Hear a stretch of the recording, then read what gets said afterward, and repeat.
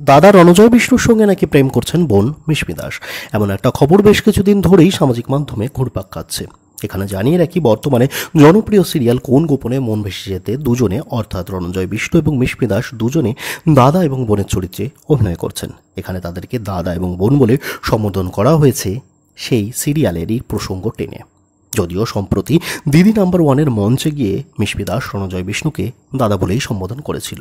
দিদি নাম্বার ওয়ানের মঞ্চে রচনা ব্যানার্জি যখন তাকে প্রশ্ন করে তার এবং রণজয় বিষ্ণুর মধ্যেকার সম্পর্কের ব্যাপারে, তখন কিন্তু মিশমি দাস এগুলোকে গুজব বলে উড়িয়ে দিয়েছিল।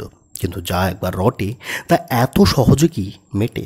চিরাচরিত নিয়ম অনুযায়ী রণজয় এবং মিশমির যে ডেটিংয়ের গুঞ্জন বা প্রেমের গুঞ্জন, সেটা কিন্তু রটেই চলেছে সামাজিক মাধ্যমে। তাই খানিকটা বাধ্য হয়েই এদিন রণজয় এবং মিশমির দুজনকেই সামাজিক মাধ্যমে ব্যাপারটিকে নিয়ে মুখ খুলতে হলো ভিডিও মারফত নিজের সামাজিক মাধ্যমে রণজয় বললেন, বাধ্য হয়ে এই ভিডিওটি করছি। বেশ কিছুদিন ধরেই আমাকে ও মিশমিকে নিয়ে একটি খবর ছড়াচ্ছে যা আমাদের ব্যক্তিগত জীবনে প্রভাব ফেলছে। আমাদের একটাই অপরাধ, বন্ধুর বিয়েতে একসঙ্গে খেতে গেছিলাম। কেন আমার ব্যক্তিগত জীবন নিয়ে এত কাটাছেঁড়া হয় বুঝি না। এই ভিডিওটা করে অনুরোধ করছি আমাদের ছেড়ে দিন।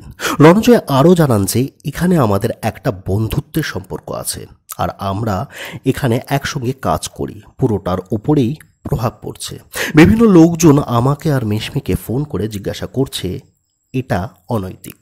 যেভাবে এই খবর ছড়াচ্ছে তার তীব্র প্রতিবাদ জানাচ্ছি। আমাদের মধ্যে শুধু সহকর্মী ও বন্ধুত্বের সম্পর্ক আছে। রণজয় বিষ্ণুর সঙ্গে সঙ্গে কিন্তু মিশমি দাসও এই ভিডিওতে তার মূল্যবান বক্তব্যটি বা মতামত পেশ করেছেন। মিশমি দাস জানিয়েছেন, সবসময় কোনো খবর রটানোর আগে দয়া করে যাচাই করে নেবেন। কোনো প্রশ্ন থাকলে সরাসরি আমাদের জিজ্ঞাসা করে নেবেন। রণজয় বিষ্ণু এবং মিশমি দাসের সম্পর্কে রটে যাওয়া এই গুজবের সম্বন্ধে আপনাদের কি মতামত তা কিন্তু আপনারা অবশ্যই জানাবেন কমেন্ট সেকশনে কমেন্ট করে।